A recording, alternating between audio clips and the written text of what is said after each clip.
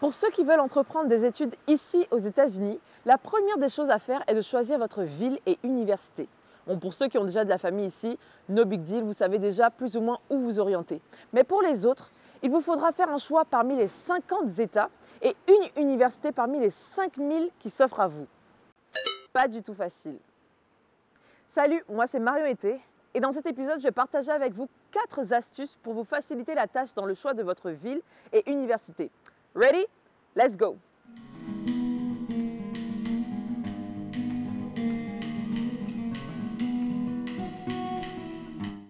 Le premier point important à considérer est l'aspect financier. En règle générale, les États les moins chers sont situés plus ou moins dans le centre du pays.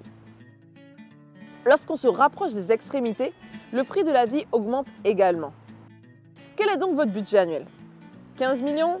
20 millions? La réponse à cette question est cruciale et vous facilitera la tâche dans le choix de votre État. Pour en savoir plus sur le coût de vie par État, visitez MissouriEconomy.org. Il faut savoir qu'en règle générale, les institutions publiques sont moins chères que les institutions privées et les community colleges moins chers que les universités. Mais pour en savoir plus à ce sujet, je vous invite à regarder notre vidéo intitulée The US Higher Education System. Passons maintenant au deuxième point à considérer, qui est la réputation de votre université. On est d'accord qu'en venant étudier ici aux États-Unis, l'objectif est d'obtenir une formation de qualité afin d'être compétitif sur le marché de l'emploi et de retourner au pays. A priori. Bref, tout ça pour vous dire qu'il est impératif de considérer non seulement la réputation de votre université, mais également la réputation de la formation que vous voulez entreprendre dans cette université. En effet, certaines universités sont reconnues pour des formations solides dans l'ingénierie et d'autres pour les sciences sociales telles que les sciences politiques ou encore l'économie. Après coût et réputation, passons maintenant au troisième point qui est opportunité de travail. Pour vous qui désirez avoir une expérience professionnelle après votre formation aux États-Unis, je vous conseillerais de commencer à faire des petites investigations sur votre ville.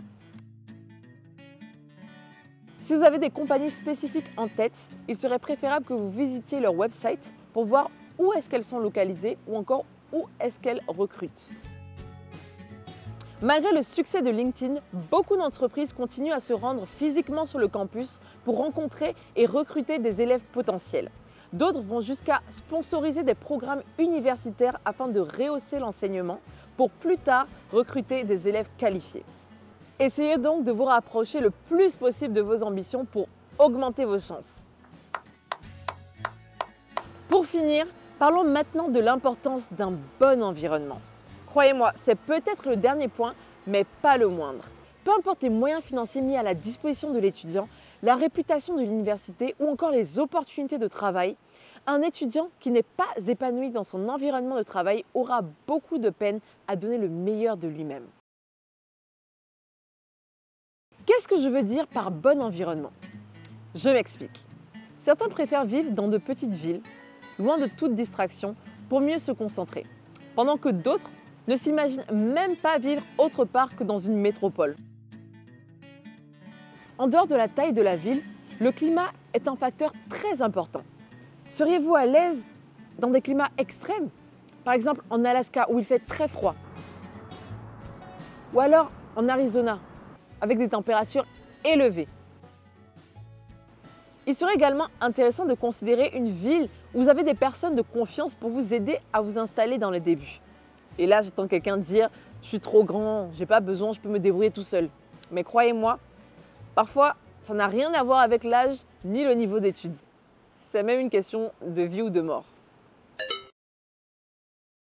On a par exemple un ami, dont je tairai le nom, qui au lieu de prendre la voie réservée aux piétons, se rendait à l'école en marchant le long des autoroutes alors que c'était interdit. Ou encore un autre ami qui traversait les routes sans attendre le signal des piétons et se plaignait qu'on klaxonne sur lui. Comme je vous ai dit, c'est souvent une question de vie ou de mort.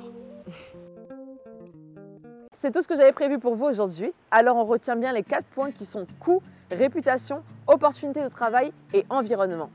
Dans le prochain épisode, nous verrons l'étape suivante qui qui est comment vous inscrire dans votre université. Je suis Marion Été, à très bientôt.